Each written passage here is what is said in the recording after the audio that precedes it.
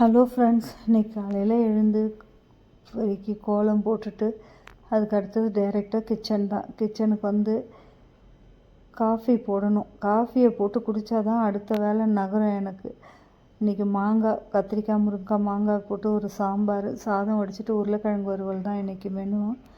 இந்த சாம்பார் எப்படி வைக்கிறேன்னு பாருங்கள் என் ஸ்டைலில். காயெல்லாம் கத்திரிக்காய், முருங்கைக்காய் எல்லாம் வெட்டி வச்சுக்கிட்டாச்சு. பருப்பு வேக வச்சுருக்கேன். பருப்பு தனியாக வேக வச்சு எடுத்து வச்சுருவேன். இந்த காயெல்லாம் வெட்டுறேன் இல்லைங்களா, அந்த காய் எல்லாத்தையுமே வந்து மொத்தம் போட்டுருவேன். பருப்பை வேக வச்சு திருப்பி ஊற்றிக்கிட்டு அதே குக்கரில் காயெல்லாம் போட்டுட்டு உப்பு, மிளகாப்பொடி, மஞ்சள் பொடி, வெங்காயம், தக்காளி எல்லாம் போட்டு அப்படியே கொதிக்க வைக்கணும். காயெல்லாம் வெந்ததுக்கப்புறம் பருப்பும் புளியும் கரைச்சி ஊற்றிட்டு அதுக்கப்புறம் மாங்காய் போட்டு நல்லா கொதித்த உடனே தாளிப்பு தனியாக போடுவேன் நான். இது வதக்கிட்டு பண்ணலாம். எனக்கு வதக்கிட்டு பண்ணுற அளவை விட இப்படி பண்ணும்போது இருக்கிற டேஸ்ட் தனி. நீங்கள் வேணால் ட்ரை பண்ணி பாருங்கள் இந்த மாடலில். இது ரொம்ப நல்லாவே இருக்கும். உங்களுக்கு ஒரு முறை செஞ்சு பாருங்கள், ரொம்ப பிடிச்சிருக்கும். அந்தளவுக்கு டேஸ்ட்டாக இருக்கும் இந்த மாதிரி வைக்கிற சாம்பார். எனக்கு யாரெல்லாம் வந்து சின்ன கல்யாணம் ஆனதுலேருந்து எத்தனை பேருக்கு சாப்பாடு கட்டியிருப்பீங்க. எனக்கு இன்றைக்கி வரைக்கும் சாப்பாடு கட்டுறேன். ஆனால் நான் கல்யாணம் ஆனதுக்கப்புறம் ரொம்ப கஷ்டப்பட்டுக்கிறேன் இந்த சாப்பாடு கட்டுற விஷயத்தில். 4 பேருக்கு சாப்பாடு கட்டணும். அதுவும் டைமிங் வந்து காலைல 7, 7:45, 8 அப்படி போவாங்களா. ஒவ்வொருத்தரும் ஒரு டைமிங். ஆனால் 7 மணிக்கே எனக்கு எல்லாம் ரெடி ஆகிடணும். 4 மணிக்கு எழுந்தேன்னா தான் எனக்கு ஓரளவுக்கு வேலை கிளியர் ஆகும். கூட இந்த குட்டி வேறையா, கல்யாணம் ஆன புதுசில் வயிற்றில் குழந்தைய வச்சுக்கிட்டு ரொம்ப கஷ்டப்பட்டுக்கிறேன் நான். 2 குழந்தைங்களையுமே வயிற்றில் வச்சுக்கிட்டு எல்லா வேலையும் செய்திருக்கிறேன். ஹெல்ப்பு பண்ணுறதுக்கெல்லாம் ஆள் இல்லை. என்ன இவ இப்படி சொல்கிறாளேன்னு யோசிக்காதீங்க. உண்மையாக அனுபவிச்சதுங்க இதெல்லாம்.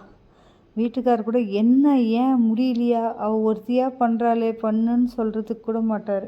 திரும்பிலாம் பார்க்க மாட்டாங்க யாருமே. அந்த வீட்டோட அடிமை, அவ்வளோதான். எல்லாருக்கும் சாப்பாடு கட்டணும். சண்டே ஆனால் யாருன்னா கெஸ்ட்டு யோசிச்சு பாருங்கள். 10 பேருக்கு காலையில் தோசைன்னு சொல்லிட்டாங்கன்னா முடிஞ்சுது.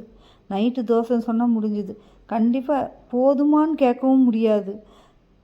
அப்படியே சுட்டு போடணும். எப்பா ரொம்ப கஷ்டப்பட்டுக்கிறேங்க. இப்போ தான் கொஞ்சம் ரிலாக்ஸ் ஆகியிருக்கேன். அதுக்கப்புறம் ஒரு 4-5 வருஷம் ரொம்ப கஷ்டப்பட்டுட்டு வேண்டாம் முடியாதுன்னு சொல்லி அதுக்கப்புறம் தான் கொஞ்சம் எங்கள் வீட்டுக்காரர் கொஞ்சம் தனியாக போகலாம் அப்படின்னு சொல்லிவிட்டு அதே இடத்துல மேலே. ஏன்னா தனியாக போனது எதுக்காகன்னா, அடுத்த ஆள் கல்யாணம் ஆகிட்டா ரூம் வேணும்ல. அதனால் பொருள் வைக்கிறதுக்கு இடம் இல்லைன்னு சொல்லிவிட்டு மேலே வீட்டை கட்டிக்கின்னு தனியாக போகணும். மற்றபடி வேறு எந்த காரணமும் கிடையாது தனியாக போகிறதுக்கு. ஒரு பிரியெல்லாம் மாட்டாங்க. அந்த அளவுக்குலாம் நானும் எதுக்கும் ஒத்து போல சைலண்ட்டாக தான் போயிட்டேன். எவ்வளவோ கஷ்டங்கள், கொஞ்சம் நஞ்சம் கிடையாது. என்னை பண்ண கொடுமைகளும் கஷ்டங்களும் இந்த மாதிரிலாம் யாருக்குன்னா நடந்திருக்கா?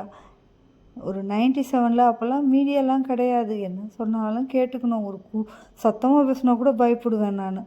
அவ்வளோதான். எங்கள் மாமியாரெல்லாம் பார்த்தா ஐயோ, இப்போ கூட எனக்கு அந்த கை கால்லாம் நடுங்கி போயிடும். அப்படி பேசுவாங்க. வேகமாக பேசுவாங்க, திட்டுவாங்க. கொஞ்சம் சாப்பாடு கட்ட லேட் ஆகிடுச்சுன்னா இதுக்கு தான் நானே போயிருக்கலாம், நானே செஞ்சுருக்கலான்னுவாங்களா. இதெல்லாம் கேட்கும்போது ரொம்ப கஷ்டம். இன்றைக்கி எனக்கு 47 வயசு ஆகிடுச்சு. திரும்பி பார்த்தா கஷ்டமாக இருக்குது.